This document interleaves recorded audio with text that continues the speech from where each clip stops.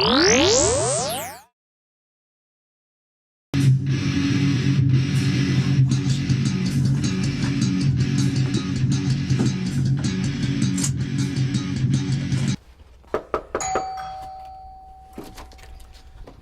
morning. Hi. Welcome to the Detroit Chop Shop.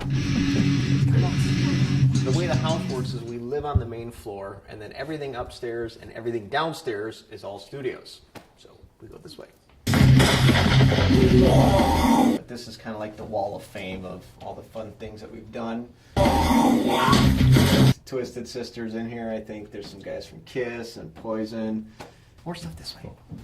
All right, I guess we could start with the equipment room. This is actually some of the first sound effect libraries that I worked with many, many moons ago. This was actually the first one I did. It's called Impact Effects, and you hear that like every day. It's played somewhere.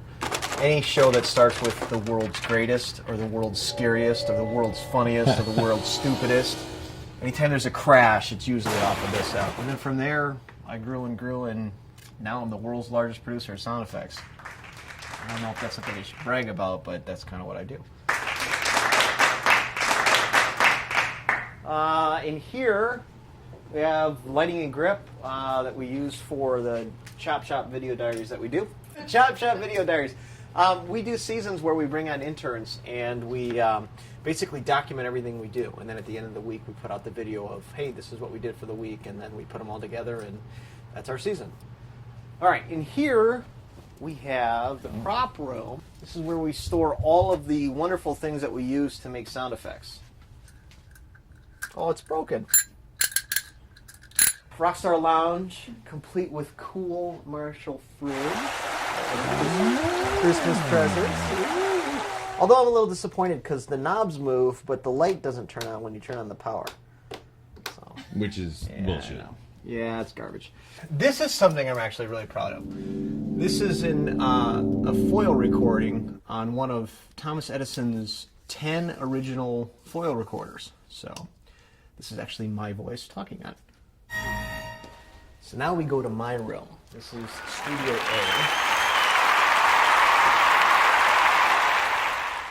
Woohoo. Yeah. So this is pretty much where I work. 5-to-1 setup as well as stereo, and I do all of my design work in here, all of my Facebooking in here. Yeah, basically all my mastering. Every sound I've created, at least in the last 12 or 13 years, has been mastered in this room.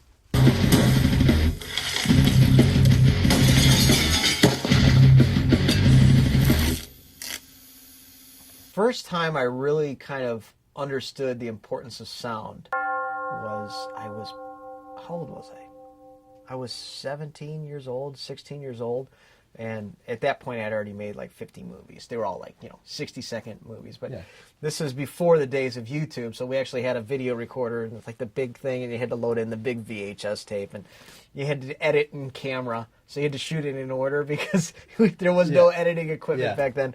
And so we shot a film. It was an Indiana Jones movie, and we were like running through the woods and all that kind of nonsense. And then so we knew enough. I didn't know anything about the filmmaking process. I just knew enough about making my own movies that I need sound to this. So what we did was we played the movie, which was only like 3 minutes long. We played it, and in real time we were recording it to another deck, and we were playing sound effects and trying to sync them up as the film went. So we had the music going, and then we tried to cue up the sound effects, and so it was like a radio play, it was like so to live. speak. Yeah, it was like what was happening. So one of the sounds that we put in was we had the whip, and Indiana Jones hits one of the guys, and the guy goes like the Wilhelm scream kind of thing.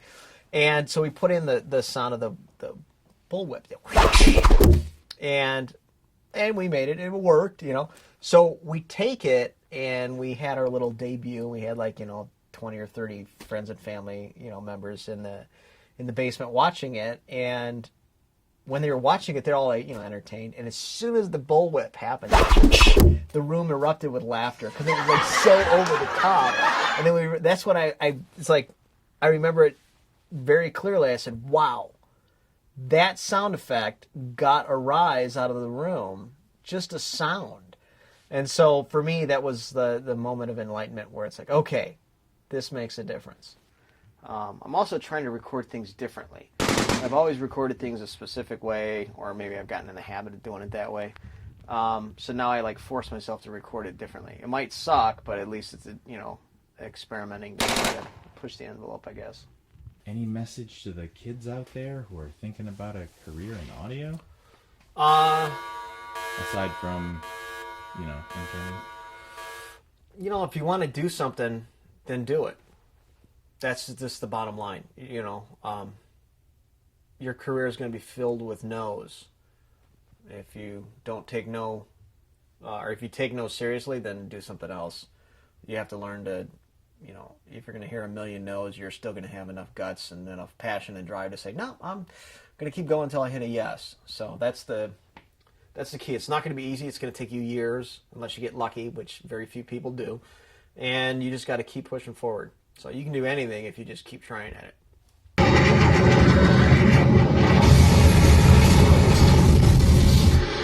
Again, to remain calm and wait for further instructions from authorities.